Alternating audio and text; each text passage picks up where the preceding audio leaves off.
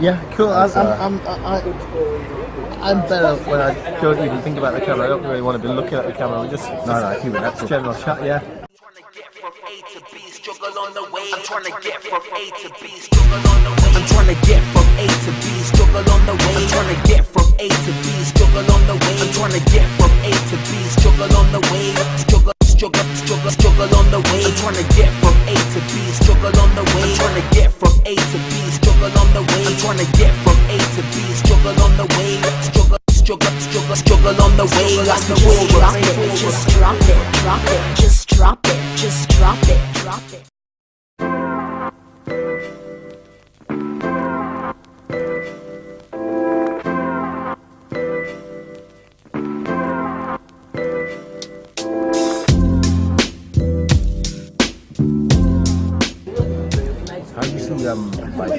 How do you see life as a creative? Like how do you see the world? Because I think people see the world differently. What, just in general, you mean? Yeah, or just in general, like as a creative. I mean, if I look at, a lot of people have said that I look at life through rose-tinted spectacles, and I will not deny that, because if I were to look at it for what it exactly as it was, and I see all the troubles, I see all the hardship, and it would hinder my progress. Yeah. So sometimes, whilst I'm not denying that adverse things are going on, sometimes I have to focus them out in order to progress, and therefore sometimes I have to continue to look at life through rose-tinted spectacles. And be that dreamer. But when I say that dreamer, I'm talking about that dreamer by day. Yeah. And everybody dreams by night. Yeah, absolutely. Completely different. But I appreciate what you say about dreaming, because like I just think a lot of people when they grow up just like lose that kind of like sense of dreaming. Like I don't know, I think at some point life or somebody in the life is gonna kind of get real and just like grow up or whatever. What is growing up? Like I think everyone has a dream, but like I think the pressures of the world kind of like push those dreams aside and maybe just like hinders there. Totally. I think there's just by virtue of existing, you have certain responsibilities, and that is inherently financial. You have financial responsibilities, burdens, whatever, just to be able to make ends meet, and that does determine what you do in life. Yeah. If you are fortunate enough to have some sort of backing or some funding or just have a lucky break, you can fulfill those dreams. But one thing that I've got to make clear is that there's no time span to a dream. You look at success stories, and some of them are the most things that have happened in the most inopportune moments. Where I think there's a musician called C6 Steve. C6 Steve. I think that guy is in his 60s, 70s even. He's only just making it. Yeah. I don't think he searched for the stars. I think he just wanted to be who he was. Yeah. And by being who he was, invariably they found him. Yeah. Rather than him searching for, in the realms of music, there are reality shows where you can go and almost have a passport to success. I don't really think there is such a thing. No, definitely not. I don't think You say what? He's like 60 odd years old. He's 60, 70. He's past 50. Yeah. And all of a sudden, he's very relevant. Yeah. Because he's been the best him.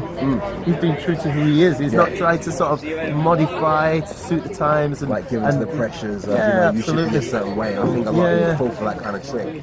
But he's like 50 odd years old, and but I respect that, because a lot of people just think because like by a certain age, if you haven't made it, you've failed. Yeah. You know what I mean? Sometimes like it takes a lot of patience and hard work. It just doesn't happen overnight. And also as well, Asher, I believe that what you've got to do is always keep one eye on the prize, whatever the prize is. It's not necessarily a prize, but the prize for you may be fulfilling an ambition. It might mean just getting some sort of return on your emotional or your creative investment. It might just be a sense of acknowledgement. It might be a sense of just satisfying a curiosity. But as long as you keep one eye on that and one eye in the real world, that is you know, helping you move on. I mean, I think it was Ed Sheeran. Sorry to keep referring, you know, to music. Yeah, no, that's good. That's good. I think Ed Sheeran at one stage was hanging out on people's floors, you know, because he knew that this is what he wanted to do. Now he's in a commanding position where he can take a nice break. Yeah. Get out of social media rather than sort of enslaved to it.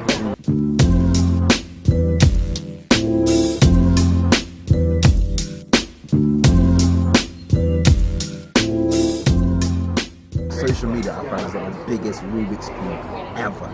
Like, Okay, just trying to work it out and like get the algorithm, so to speak, of what kind of flows and what kind of works, because you have so many like people that just have these like one-off 7-second videos and what, and they just like kind of make it and like go viral. And you have like people who put in the work like day after day and month after month, week after week or whatever, and like don't really get 27 hits. That's it, yeah. So it's like it's really hard. It's like really important to keep going, you know. Well, I mean, touching up on that point even more, you know, what exactly is social media? Well, I'm not asking you to define it. It's a rhetorical question. Yeah. Because, you know, social media today, you know, is it Twitter? Is it Instagram? Is it, is it Snapchat? Is it WhatsApp? Is it YouTube? There are so many. So you might be big on one and totally unknown in another. So, but do you have to command authority in all of them to be recognised as anything? I mean, I know people who are, I don't know them personally, but who are incredible Instagrammers. 50 million followers on Instagram. They've got that little blue tick by their name. You know, you search them in other social medias, they don't exist. They don't exist. Because it's about the here and now for them. It's about kind of like, we're doing this, we're going to release it to the world, and it's in the format. What I'm liking even more. I mean, I've been lambasted for not joining the Twitter conversation. You know, you know who you are. But to be honest, it's not my. It's not really my kind of modus operandi, simply because it's a visual. It's not a visual. It might be more so now. You might be able to provide visual links and upload videos, but invariably it's a word count. Me personally, the one that works for me is YouTube and Facebook. I'm still trying to like get to grips with Twitter, because to be honest, I kind of slept on Twitter, but a lot of people that I've spoke about it have said, you know, like Twitter's really good for business. Okay. Like, they've got these like little campaigns where you can set like a paid campaign, like Twitter for business, of course. Facebook for business, and it kind of works, and you can reach out to like niche target markets and target audiences. So I'm still trying to kind of work that out and see if it works for me. So is it fair to say it's like monetizing it or commercializing it? Kind of. Yeah. But I think most of these social media platforms have some element whereby you can, you know, almost pay-per-click target, bespoke targeting, reach out to a wider audience, but there's always a cost implication. And then you'll get something where some guy's singing about fish in a market, and all of a sudden it's viral. But it wasn't his intention to say, look, you know what, guys, you know, lights, camera, action, let's start. You know, am I ready? Do I look good? Can I start singing about this fish? No, but that's when it works. Though. That's when it works. Like when I think the guy has no intention of it like being amazing or going viral. Totally, he's maybe even unaware that he's being filmed. Maybe even unaware that, or the intention isn't to release it online for people to see. It's kind of like somebody is inadvertently filming it and thinking, "Wow, look at, you know, what's this guy singing about?" And I really, and if you were to ask me, you know, what causes one thing to go viral and something to flop, I think inherently there's something in us all where we see something where our innate character connects with it, and then we vote for it, and then we think about it afterwards. If we have to stop and think about it, we're not going to vote for it, we're not going to like it, we're not going to share it. But if there's some, I mean, I remember seeing one at Christmas. It was a Christmas spoof, and this young lad, this mother had given his son a lightsaber, you know, and he just like fired it up, and he was moving around the room, and then next minute his mum was in pieces all over the floor, and it was it was hilarious because she's thinking it's this plastic toy that she gets from Woolworths or wherever it was, you know, and he starts moving it around and the furniture's cutting in half and it comes real. Obviously it's, you know, post-production digital editing, and it was just genius how suddenly he's swinging around and then his mum's in half on the floor, you know, and that went absolutely viral. But the people who did the post-production, I'm sure they didn't anticipate that it was going to go so far. But when I saw it, I just thought, that is hilarious. It's so hilarious because I didn't expect that. You know, and it's almost like comedic timing. Do you know what I mean? Someone can tell a joke and you can howl out loud, and then afterwards you stop and think, I shouldn't have laughed at that, that's wrong. That's wrong. But it do you know what I mean? It got your attention and it made, you know, so yeah, there's something kind of maybe a visceral dialogue going on. Somebody's connecting with your inner self that is saying, that's genius, or that's funny, or that's twisted. Do you know what I mean? And you think, I've got to share this.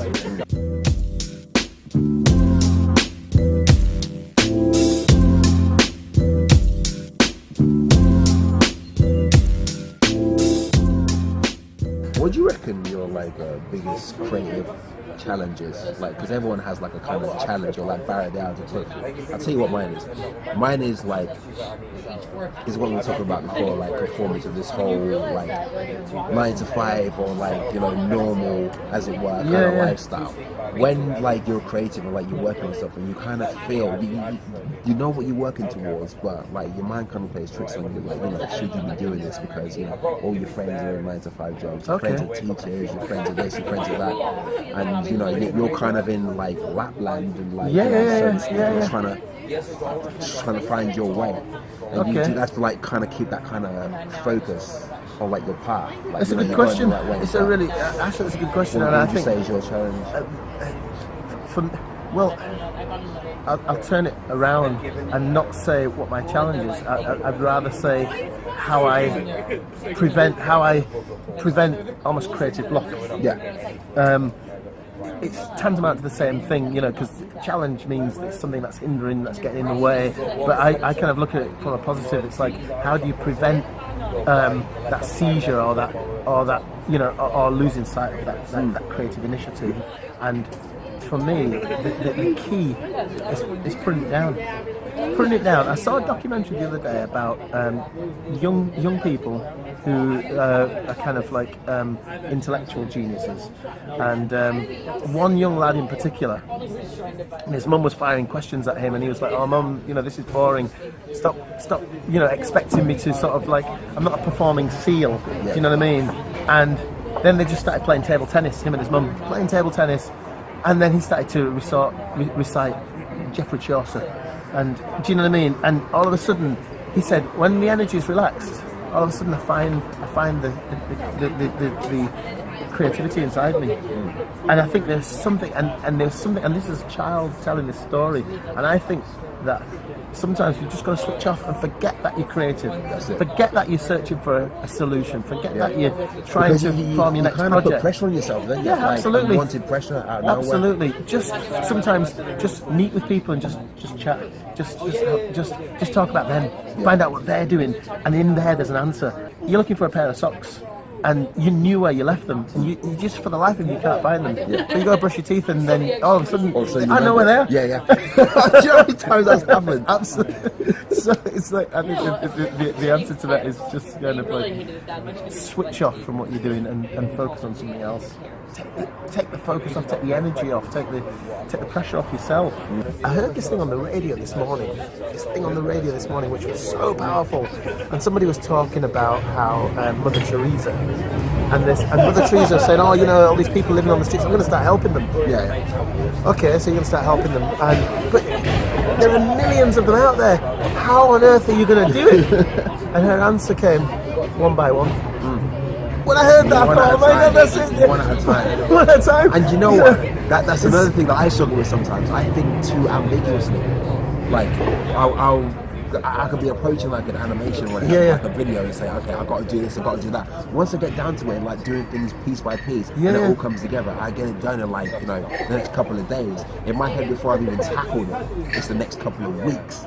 But I can get it done in the next couple of days. But I think so ambiguously.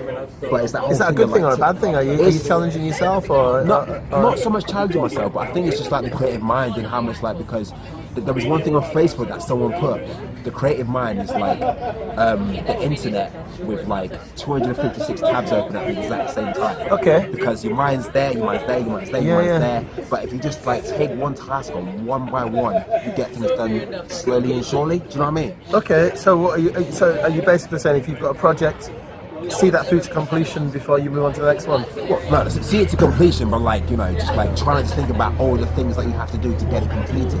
Just get things done in sequence one by one, and then it will, you know, things will take effect and get done. Well, I don't know. You look at a Tarantino movie.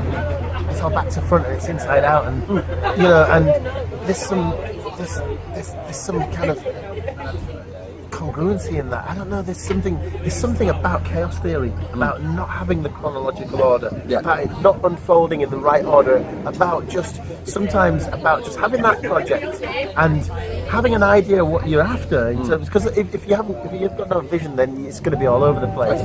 But I think sometimes it's good to allow an element of chaos in there, and a little bit of spontaneity and a little bit of quirkiness, and something where you might not even understand what you're doing, but you just feel it's the right thing to do.